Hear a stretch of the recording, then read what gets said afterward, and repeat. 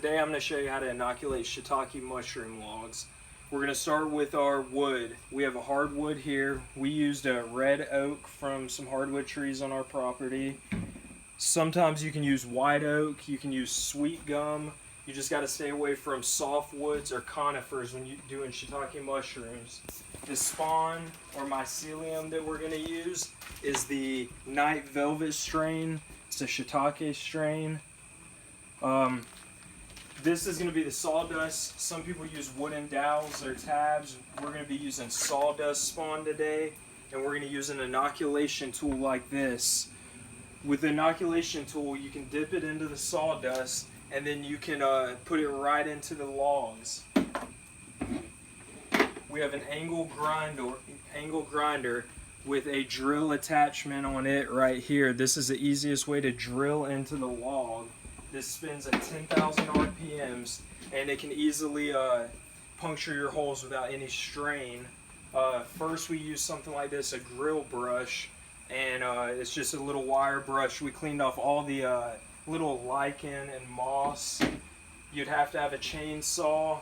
You also need some food grade cheese wax, which we have here in the crock pot heating up. You'll melt it to cover these up. And we're going to move on to the drilling process, and we'll go over some of the other stuff then, but these are your basic materials that you need. You got to have the chainsaw, the drill or angle grinder.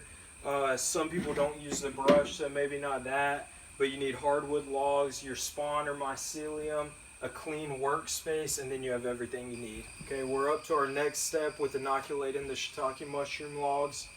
We're going to use the angle grinder with the drill bit attachment on here. For the sawdust, typically you use the 12mm bit.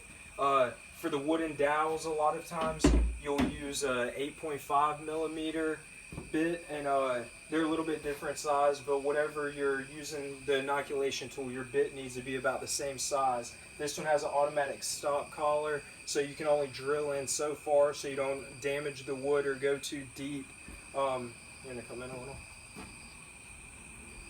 So you got to do a specific pattern here. With these logs, typically I start about 2 inches on the line from the tip of the log, and then I'll go in about every 4 to 6 inches in a straight line. I'm gonna drill, and then as I go, I'm gonna drill a diamond pattern. So I'll go ahead and start drilling so you can see the diamond pattern that I'm talking about.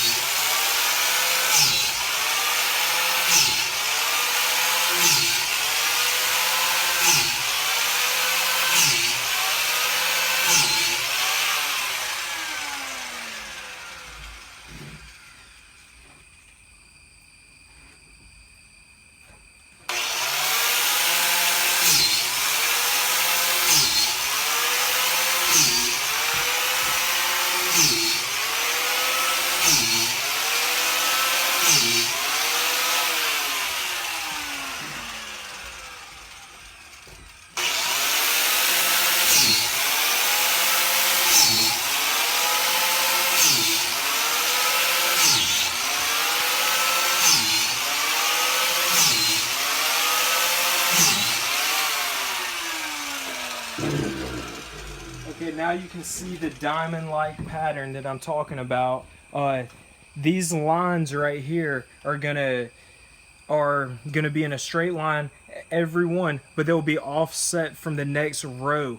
You can go about 2 to 3 inches up from this, and then like I said, it shouldn't be straight above, it should be diamond-like, because each bit of mycelium needs a certain piece of energy from the log to use. So if they're all right on top of each other, they're not going to have enough wood to build and grow mushrooms with. So then you'll just do that all the way around, and once we get to the next step, we'll show you how we fill it and how we cover it with the food grade cheese wax. Okay, so we've already knocked out the other 5 logs. We're on the last log now.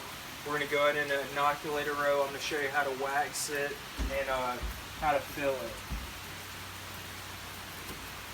So typically I'll just put it in something like a hard Tupperware container, and then it's easier to mix and grab with the inoculation tool.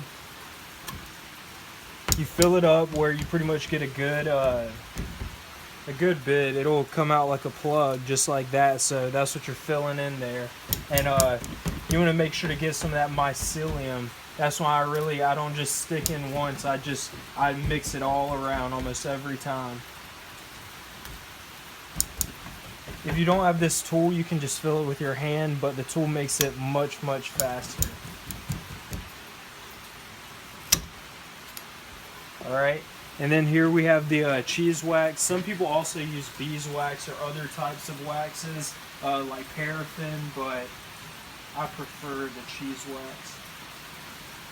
And if you don't melt it, it's really hard, so you'll use a lot more. I really melt it where it's completely liquid. Some people say it'll burn the mycelium, but with my experience and others that I've seen, it still works even when it's hot. It just pretty much cools when it touches the top.